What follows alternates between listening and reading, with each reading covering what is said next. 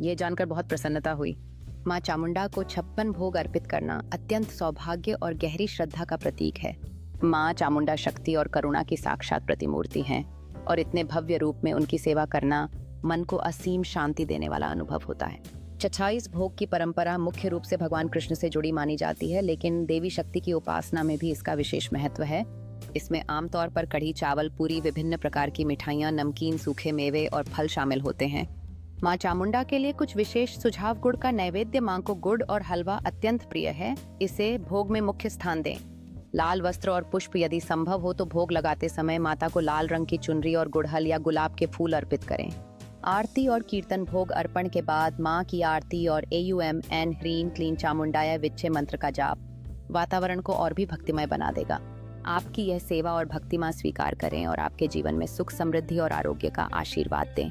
जय माता दी।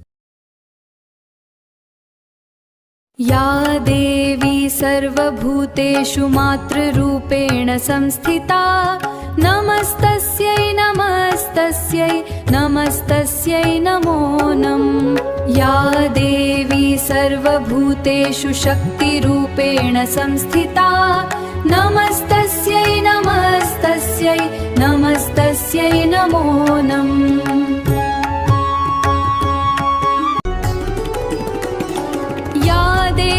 सर्वभूतेषु शक्तिरूपेण संस्थिता नमस्तस्यै नमस्तस्यै नमस्तस्यै नमो नमः। या देवी सर्वभूतेषु शक्तिरूपेण संस्थिता नमस्तस्यै नमस्तस्यै नमस्तस्यै। या देवी सर्वभूतेषु बुद्धिरूपेण संस्थिता नमस्तस्यै नमस्तस्यै नमस्तस्यै नमो नमः। या देवी सर्वभूतेषु बुद्धिरूपेण संस्थिता नमस्तस्यै नमस्तस्यै नमस्तस्यै नमो नमः।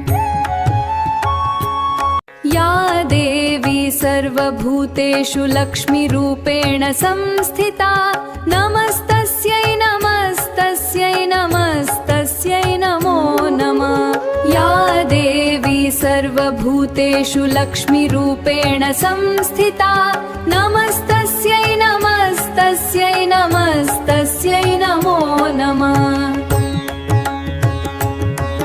नमस्तस्यै नमस्तस्यै नमस्तस्यै नमो नमः।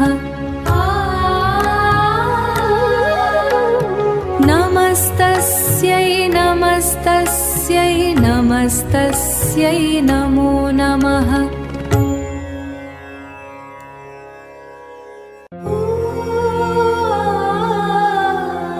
कर्मणा मनसा वाचा याद्व्यतिक्रमं मया कृतं क्षमस्व माम्।